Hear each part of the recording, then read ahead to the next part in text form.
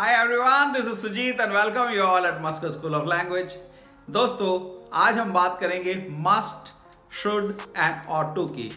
इन तीनों का मतलब हिंदी में चाहिए होता है, लेकिन इन तीनों में क्या डिफरेंस है और इनको सेंटेंसेस में हम कैसे यूज करते हैं, all we are going to understand in this video.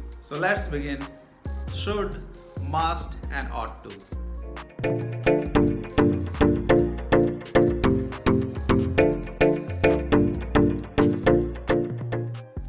जब सेंटेंस में चाहिए आता है तो उसके लिए हम ought to, should या must में से एक लगा सकते हैं। फॉर एग्जाम्पल, जैसे मैं बोलता हूँ आपको बड़ों का आदर करना चाहिए, तुम्हें खाना बनाना चाहिए, मैरी आपका इंतज़ार कर रही है और आपको वहाँ जाना चाहिए। तो आप देखिए, इन तीनों ही सेंटेंसेस में मैंने चाहिए का यूज़ किया, लेकिन इन तीनों ही सेंटेंसेस में जो यूज़ होगा वो अलग अलग होगा।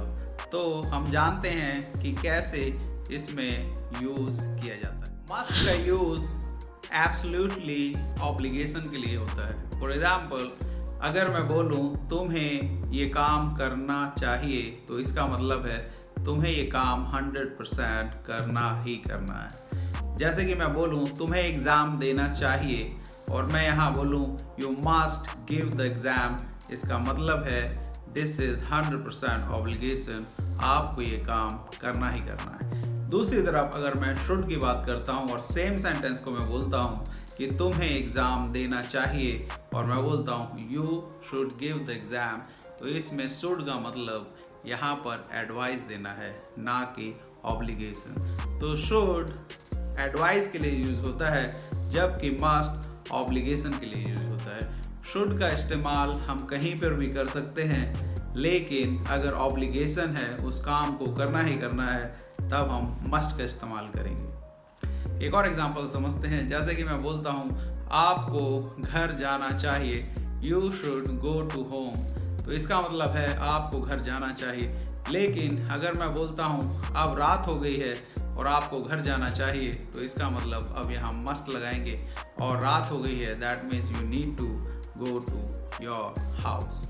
अब ought to की बात करते हैं। ought to नॉर्मली रेस्पेक्ट जहाँ होती है वहाँ पर आती है। जैसे हम बोलते हैं आपको बड़ों का आदर करना चाहिए, so that means you need to respect the elders। तो यहाँ पर हम ought to का यूज करेंगे, you ought to respect the elders।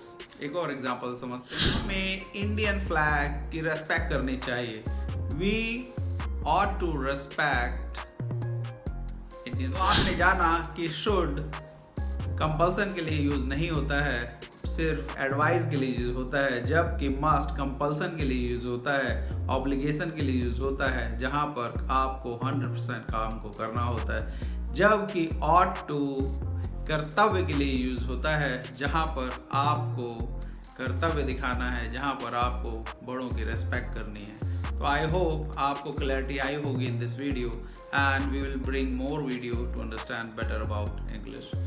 I tell you one thing, English is easy, but you need to learn the concept. Thank you so much for watching. Stay tuned. Bye bye.